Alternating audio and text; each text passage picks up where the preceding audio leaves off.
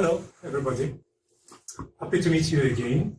I am back to you after meeting you last time to the first course on critical theory.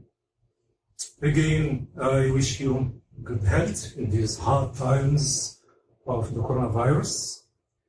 Though we are far from each other, we are again meeting each other through the screen, and we are fighting for survival. I wish you good health, and I'd like to present to you today the next lesson on critical theory. Last time I gave a presentation on biographical approach, and I try to present the principles upon which it is based, the strategies adopted in this approach, and the limitations. And in my presentation, I start with the key question, which is who. I was thinking of the author, the writer, and his role in producing a piece. The moral philosophical approach, as the title shows here, it is concerned with one key question, which I sum up in what? That is the content, the ideas, the moral, the philosophical. And as an approach, it is old, yes. It is as old as the Greeks. It is content-oriented, since we try to read and analyze a text via the ideas produced in the text. Such approach is dealing with the functional use of art. And since I said that it is as old as the Greeks, we have Aristotle, again, who says that art is a source of knowledge, and we saw how it is related to philosophy, history, and ideas. Also, his antagonistic figure, Plato, who is considering art having a moral purposes, and that is to say, the morality, the utilitarian aspect of art is much more praised, according to Plato. So it must be, as I said last time, a morally edifying. It's not art.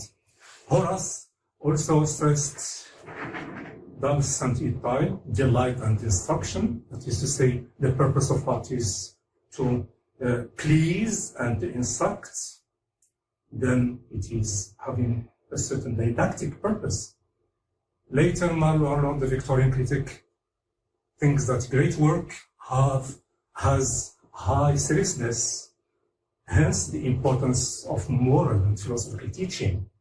Thus, the function of art is, according to this approach, is to teach morality and to probe philosophical issues. That is to say, the interpretation of literature within the philosophical thoughts of a particular period. Hence, the difficulty to dissociate literature from philosophy or religion or any other form of knowledge. So the approach here is putting art in relation to, as I said, ideas. Examples. Throughout the history of literature, we can go over many examples.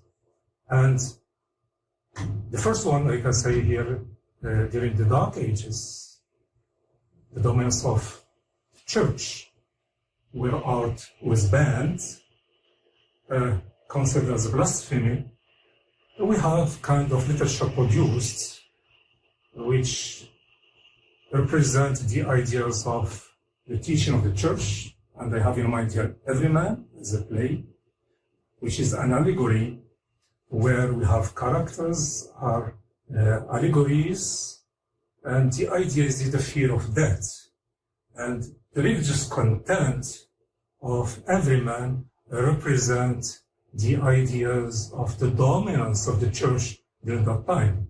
That is to say, vices versus virtues, and the later punishment after bad deeds. In the Renaissance, I have example of Marlowe's Dr. Faustus, and the play here, as you know, it is about the man, a learned man who sold his soul to Satan for knowledge. And the text, the play here, represents the idea of the Italian atheism and skepticism, that is to say, quest for knowledge as a new way of thinking during the Renaissance period. Same thing for Shakespeare's plays. All his plays, we have a change.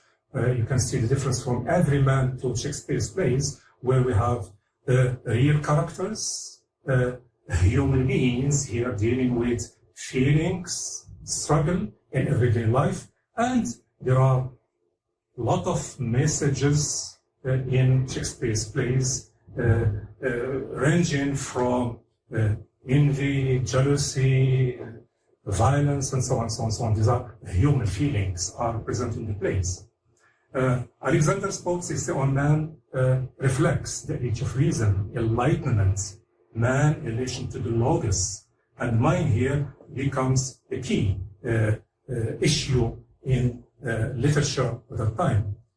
Also, when we talk about the neoclassical poetry, stressing the rules, propriety, and so on, as indication of good poetry. With the change of history and the rise of capitalism, individualism here, as reflected in example of Robinson Crusoe. Robinson Crusoe is seen as the first English novel, and it represents the idea of the self-made man, a man in quest for prosperity, for invading and conquering the world. And we have the journey of Robinson Crusoe, the discovery of the island, and so on. And we have the Slave Friday, and representing the idea of the capitalistic owning of the capital and the spirit of individualism, without talking about the importance of the rise of the novel, collateral with the rise of capitalism. That's another issue. With the Romantics, we have the stress on freedom, and we know the impact of French Revolution, freedom and the individual spirit in the 18th century. Another example here on 20th century, we cannot read Sartre's and Camus' writings without referring to the philosophy of existentialism, and their writings are to be better understood when we talk about and we deal with the existential philosophy. The last example I can offer here is that of African writers, the post-colonial writers, and their example, when you read example Achebe or Ngugi or any other post-colonial African writer, the idea of decolonization. The writings here are a voice against colonialism, and there are ways of, we cannot read these novels without dealing with colonization, the pre-colonial era, and the independence and future nation, feeling of nationhood. What is the importance of this approach? First, literature is not only language and form in the void, but set of ideas wrapped in language. So language and ideas. Text is put in context, but in which it is produced. The representation of the dominant ideas of the period here are reflected in the text. Reflection of the time of its production, and importance of the approach here, it saves the critic from over-interpretation. That is to say, the critic cannot, and he is not allowed to bring other irrelevant ideas to the analysis of the text. Words are put in context, and criticism is meant to be solid and convincing, as the critic is bringing solid ideas to prove his arguments from the piece of text. Employing other sources of knowledge, history, philosophy, sociology, would enhance the explanation and reading of a piece of literature. And as I said here, like the biographical approach, this approach is also extrinsic, as the critic is moving to other areas, to other fields of study, history, philosophy, sociology, in order to bring light to a piece of art. Like any approach, this one also has limitations. One of them is that we are dealing with a piece of art, and we know that art has its own rules. And if we are looking for morality or the didactic aspect of text, it's not a concern of literature, it is a concern of other areas. Probably religion. Limiting literature to the moral means reducing its function and prescribing a role for art, which is dangerous for a critic. We cannot limit a writer. We can limit literature just to the didactic function. Also, freedom and subjectivity are key elements in artistic productivity. There are other areas, other issues that are can be neglected if we see a piece of art just in terms of the ideas. The aesthetic value is secondary in this case, and criticism focuses on other considerations here. And the artist also is not a preacher. He is not a moral teacher. That is to say, the subjective presentation of reality is to be taken into consideration, which such approach probably would negate. Seeing these limitations here, there are other possible critical options, which I'd like to introduce here.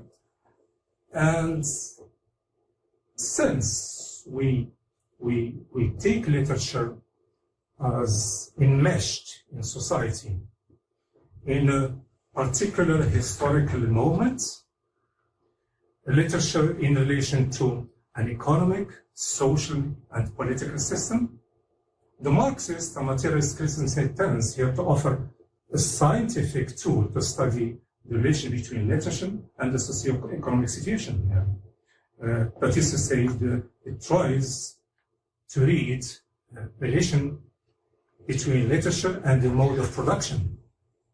And the writer here is influenced by society, but also has an impact on such a situation. So there is a dialectical relationship between artist and what he is writing about and the moment, the historical, the political, and ideological moment he is writing in. So art not only reproduces life, but also reproduces it. The Marxist materialist criticism here takes literature as a mode of production. That is to say, the text, like any other material, it is printed, sold, distributed, and consumed, which means that there is production and consumption, there is writer and reader, and audience.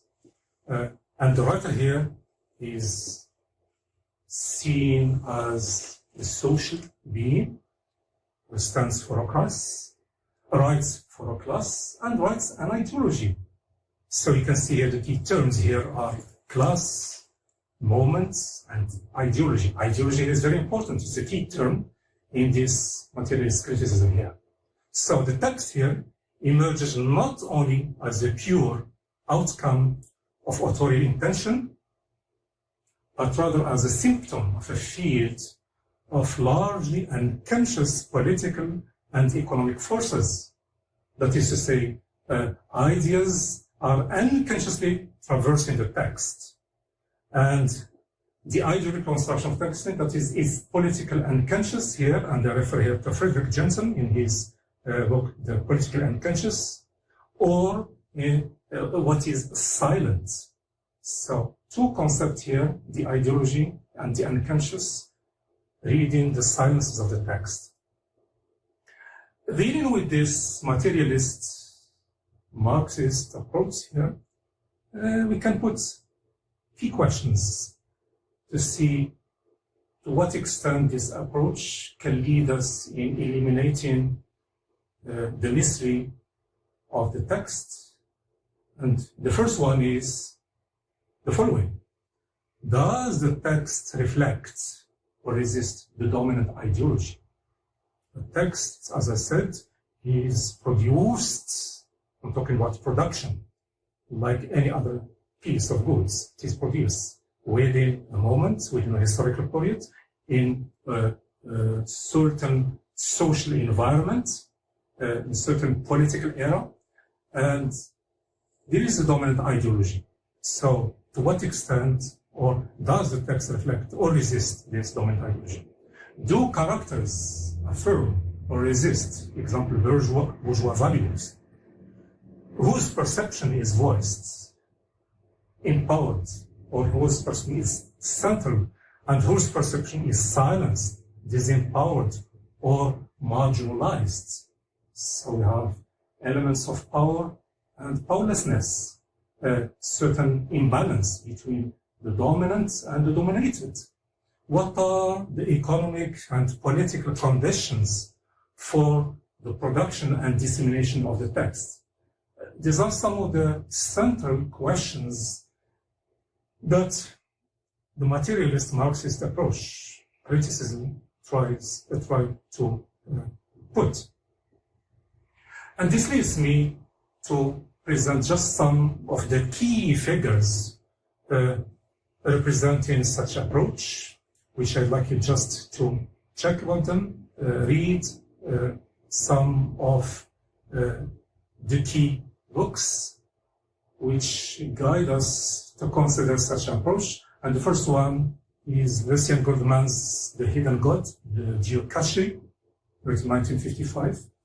The key concept is word visions.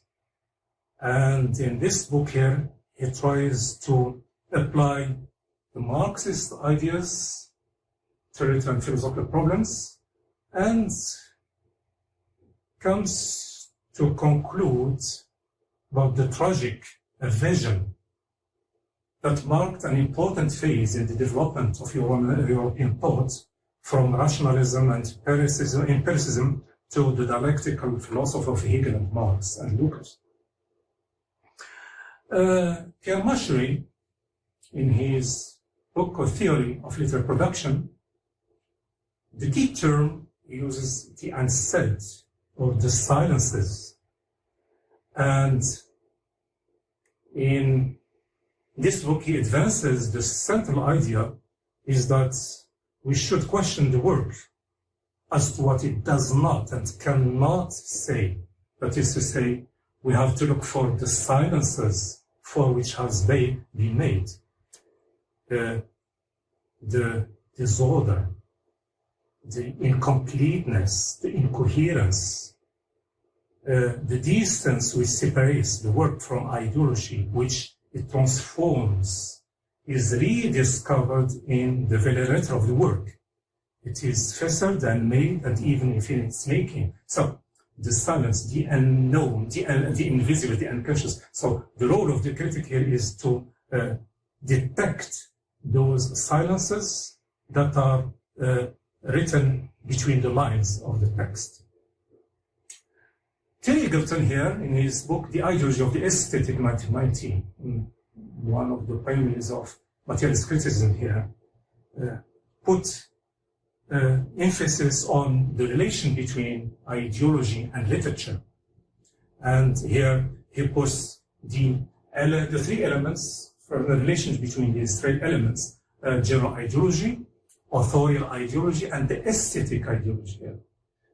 And as the first one is concerned with the set of ideas, beliefs, concepts predominant in a certain historical and social context, the authorial ideology refers to the author's class, beliefs and ideas, and this author is using certain techniques included in the aesthetic ideology, strategies employed to vehicle a certain ideology.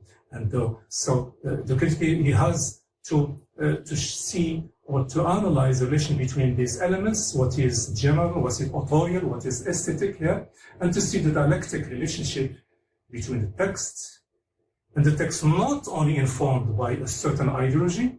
Terry Eagleton comes to talking about the text is also the site of production of ideology. So it's not only a reflection of a certain ideology of the time, but itself it represents a certain kind of ideology here. The last figure here, Frederick Johnson, political unconscious, following the same path as that of Eagleton, shows that the function of literature analysis is to uncover the political unconscious in a text. And the critics must be aware of their own ideology when analyzing a text, and must therefore possess dialectical self-awareness. So you see that the ideological, the political, the unconscious remain key terms and key concepts in such an era. And at the end, I can see that with Frederick Johnson here, quote, seeing the text as a symbolical act, that is to say, aesthetic and the ideological, and the aesthetic, according to Frederick Johnson here, provides imaginary solutions to unresolvable situations in reality. That is to say, the text tries to present a certain reality, a certain class, a certain vision here, and at the end, it tries to imagine possible solutions that are aesthetic, but in reality, there is a strong reality here.